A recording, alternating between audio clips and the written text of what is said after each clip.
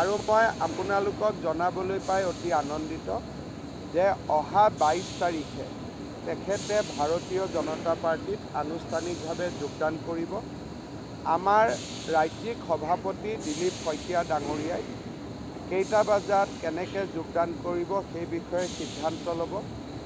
ভূপেন বৰা ডাঙৰীয়াৰ লগত তেখেতৰ সতীৰ্থ বহুকেইজন কংগ্ৰেছৰ নেতা কৰ্মীয়ে গুৱাহাটীত ভূপেন বৰা ডাঙৰীয়াৰ লগত যোগদান কৰিব আৰু লখিমপুৰ জিলাটোত তেখেতৰ উদ্যোগত এটা যোগদান সমাৰোহ হ'ব, য'ত নেকি লখিমপুৰ, ৰঙানদী, বিহপুৰীয়া, নাওবৈচা আদিত যিখিনি আমাৰ কংগ্ৰেছৰ কৰ্মী আছে, কাৰ্যকৰ্তা আছে, নেতা আছে, তেওঁলোকেও ভূপেন বৰা ডাঙৰীয়াৰ লগত যোগদান কৰিব।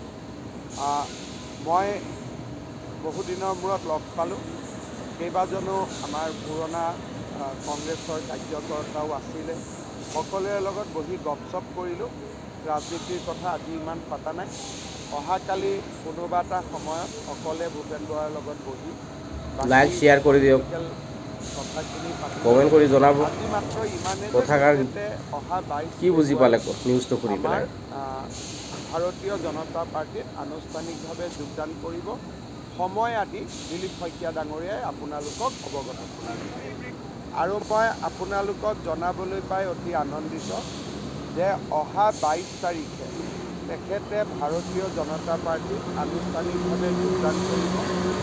আমাৰ ৰাজ্যিক সভাপতি দিলীপ শইকীয়া ডাঙৰীয়াই কেইটা বজাত কেনেকৈ যোগদান কৰিব সেই বিষয়ে সিদ্ধান্ত ল'ব। ভূপেন বৰা ডাঙৰীয়াৰ লগত তেখেতৰ সতীৰ্থ বহুকেইজন কংগ্ৰেছৰ নেতা কৰ্মীয়ে